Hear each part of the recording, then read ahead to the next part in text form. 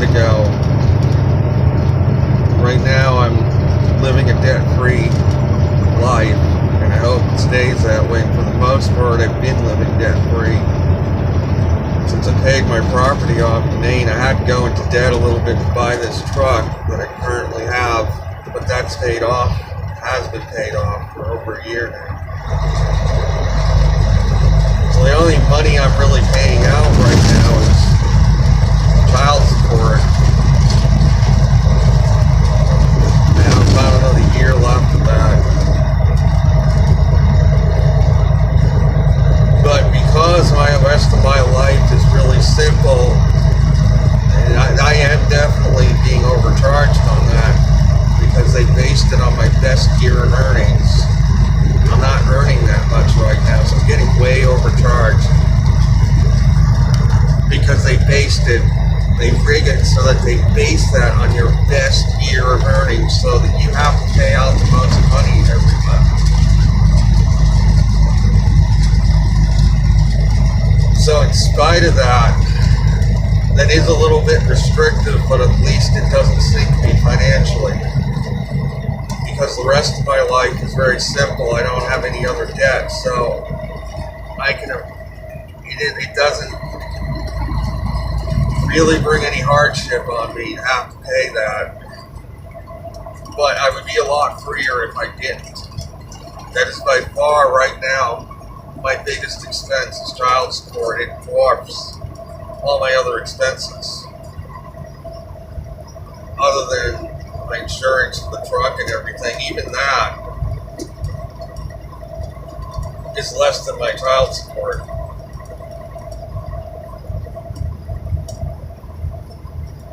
I really got gouged on that big time.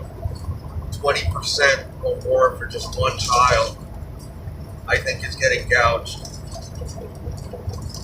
I don't care what the law tries to say. I raised my other two kids on far less than what I'm paying out for this one child. They base it on studies that are a bunch of BS. It doesn't cost that much to raise one child. It didn't cost me that much. They turned out fine, both my kids. If I had spent that kind of money on both my kids with the amount of money I was making, I would have gone bankrupt. But getting back to finances in general, I'm not going to focus on that aspect, because next year that's going to be behind me. I won't have it anymore. The child will turn 18. That will be the end of it. Oh, here we are going along a beautiful river here. I don't know what the name of the river is. It's flowing through this valley.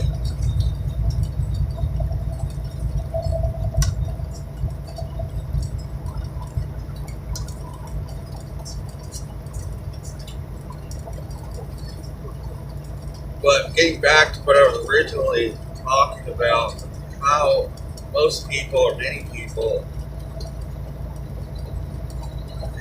I realized that in the military, most people are broke before the next payday, or a good percentage. I had people coming to me left and right, asking to borrow money from me, like, get paid every 2 weeks. In some cases, 3 or 4 days before payday, people would be coming to me asking me for money. They were broke.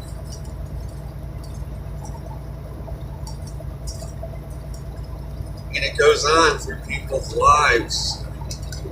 That's how they live. They live for the next paycheck.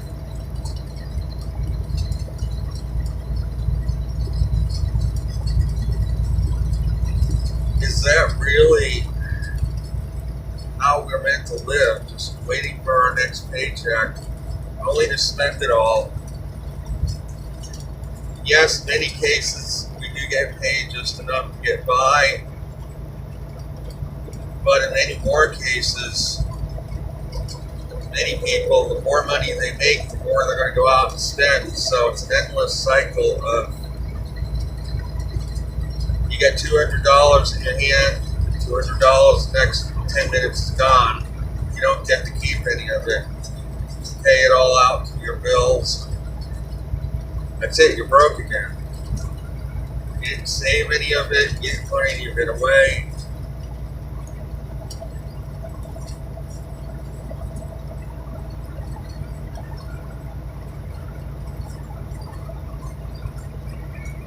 So this is going to talk about finances and making wise financial decisions. And my philosophy has worked because, take the example, I just had to save a lot of money into fixing this truck. I just had to pay my tax bill a month and a half ago in a year. I usually don't send in quarterlies. I don't believe giving the government interest-free loans of my hard-earned money. I have not been paying quarterlies since I went on my own. But what happens when you don't do that? The government penalizes you. Penalizes you for managing your money wisely. They want you to spend it all. They want you at tax time to have no money. So you have to owe it to them. They come after you for interest and everything. They don't want you to have the money to pay it at the end of the year. They actually penalize you if you don't pay quarterlies and you just pay it all at the end of the year. They penalize you for that.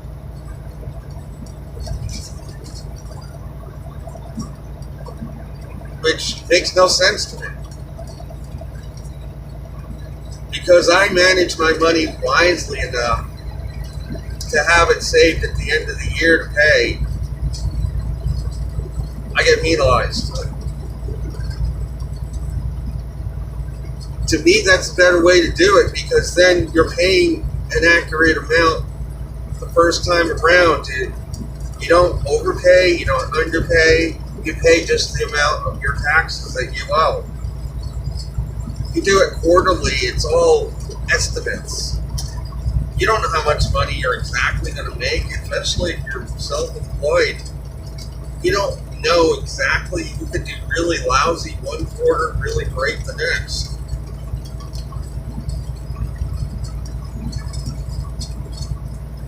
So my rationale on that is, why loan the government money for free? And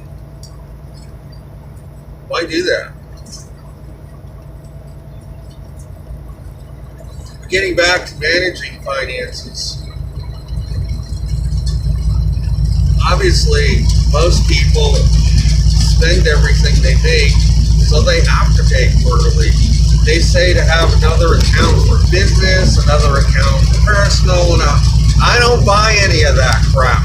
I have one bank account, that's it. One bank account. That's me. I don't have 20 different bank accounts. I only have one bank account. Well, you're supposed to have another. I don't care what you think. That's me. That's how I do things. And I don't have a problem with it.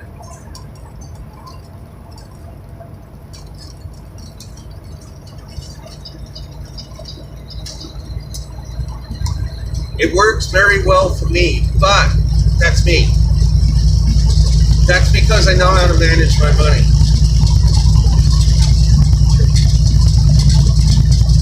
Most people spend everything they make. They get a windfall, they're going to spend it. They don't save any of it, they don't invest any of it, just spend it. So of course, most people at the end of the year, if their taxes aren't automatically taken out of their paycheck, they're going to be faced with this mega expense that they're not going to be able to pay. Another thing that does is it gets people kind of be blind to how much they're really being charged in taxes. They're taking just a little bit out every week. People, think it's not much, but at the end of the year, it adds up to a lot of money.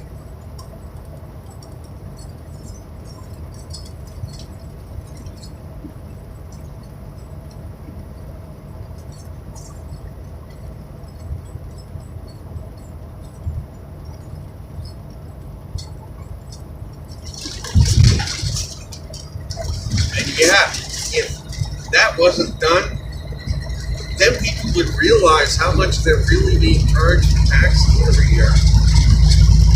How much money in their paycheck is actually being taken out by the government.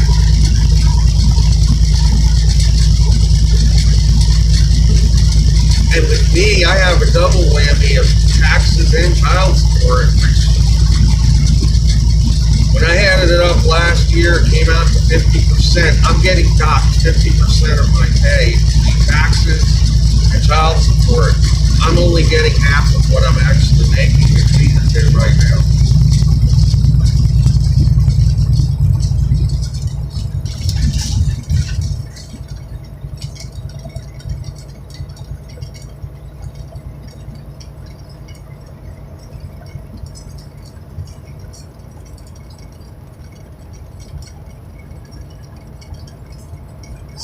Pennsylvania 35, McAllisterville and Midlandville.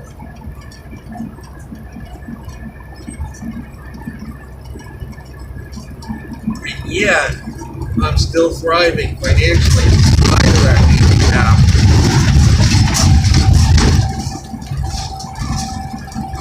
Thriving enough that I have a trip to Italy planned late June. So,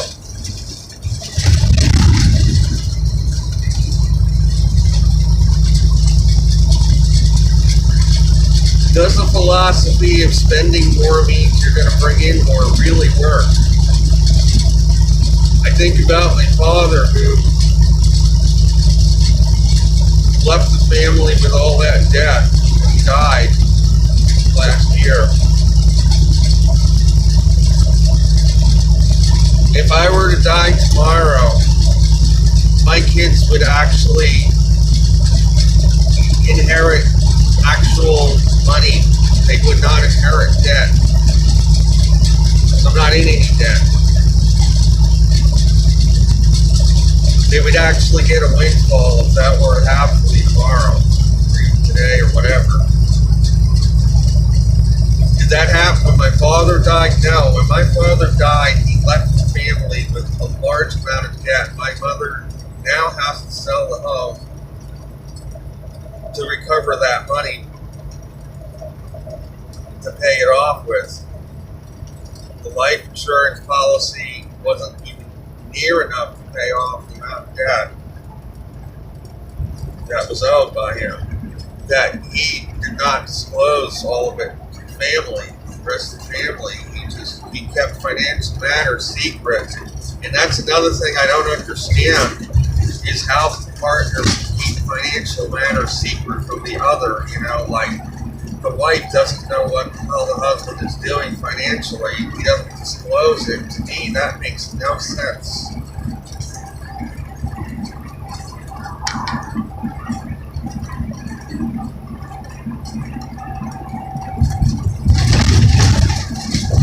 But that was how things were in my family. Does that philosophy of spending more, bringing more in really work? I don't think so. We have to have the mentality. We have to know how to handle what we already have before more is going to come in. We have to demonstrate that we know how to handle what we have. If we're piling up debt, obviously we're not managing our money very well that we already have entrusted to us by God. God wants to see that we know how to handle our money. If He sees that we know how to handle our money, then He's going to give more of it to us. But if we demonstrate that we're broke every payday, we're not managing our money very well, then why would God want to give us more of it if it's not going to be used in the proper manner? It's beneficial to us or others. Why is He going to give us more if we're piling up debt?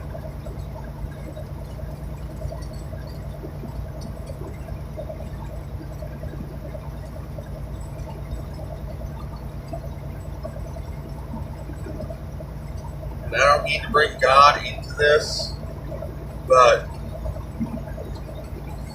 We have to demonstrate that we know how to handle what we have been entrusted with before we're going to get entrusted with more.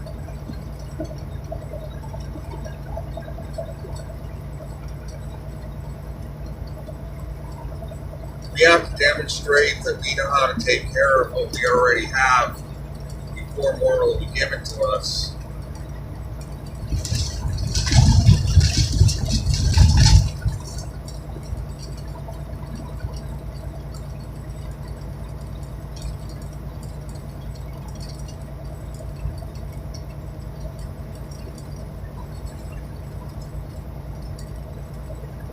I knew about the concept of financial freedom even at a very young age.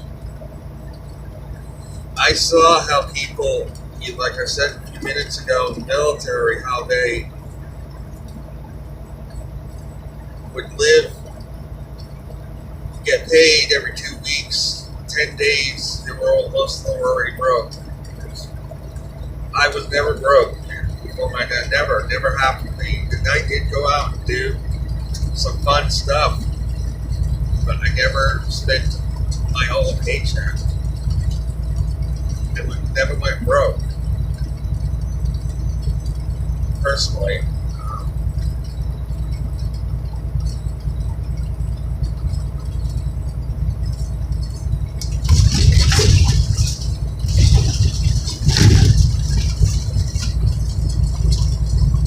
As I got older,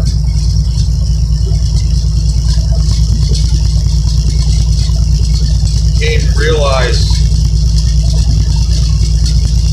growing up on Long Island, how expensive the rent was there and how much expensive houses were. So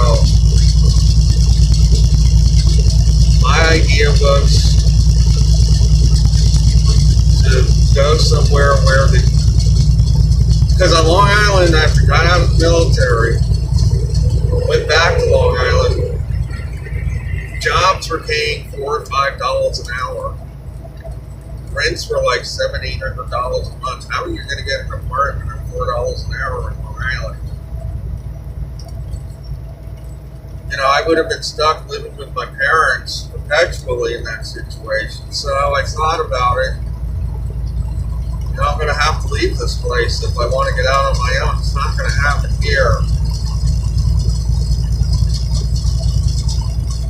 So I chose New Hampshire because the economy there at that time was booming. I knew I was going to likely find a job somewhere.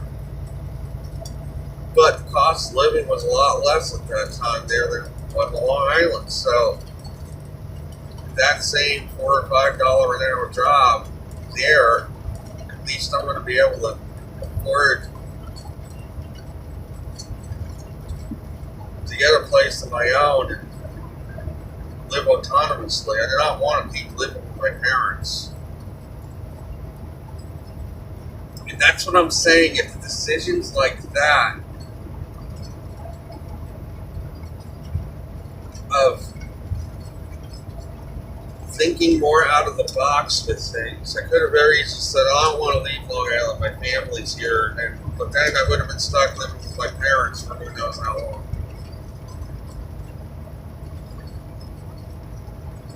So it's decisions like that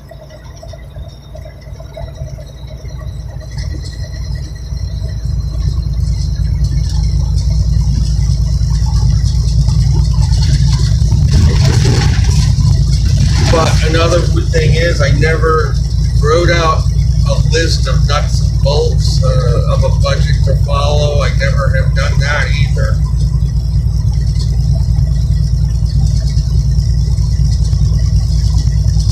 Because I've always lived a very simple life. I've never had to do that.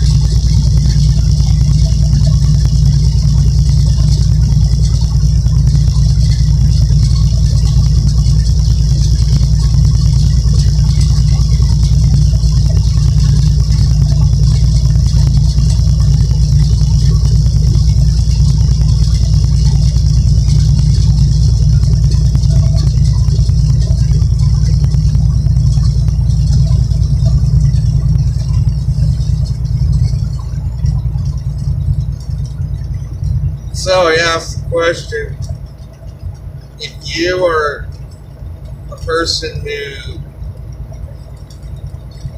you make a deposit, say, hypothetically, and an hour later that deposit's not all out to bills, are you really managing your finances properly? If one minute you have money, the next is completely gone. You don't even have any money to invest anything in. You don't have any money set aside in case something really goes wrong. Of course, you can always fall back on your credit cards if that happens, but what happens? And you're going to get stuck. A huge amount of interest added on to that debt.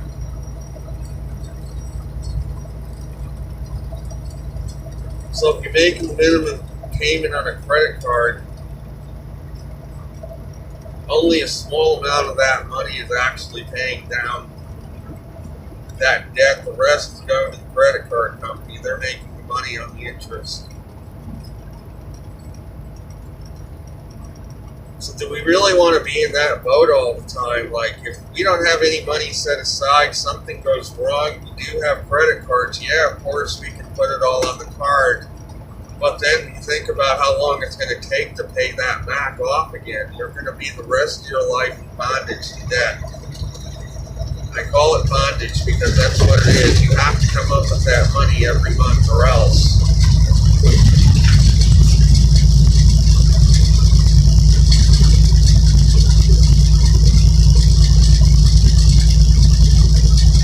The less money you have to come up with every month, the freer you are. That's my philosophy, and that philosophy has worked. I have this truck paid off. I'm debt-free right now. I had money to cover this repair expense I recently had. I didn't have to put it on a credit card. I had the money for it. I didn't have to go into debt to keep myself going. I have money for the trip to Italy. I'm not going into debt for that either. So my philosophy works.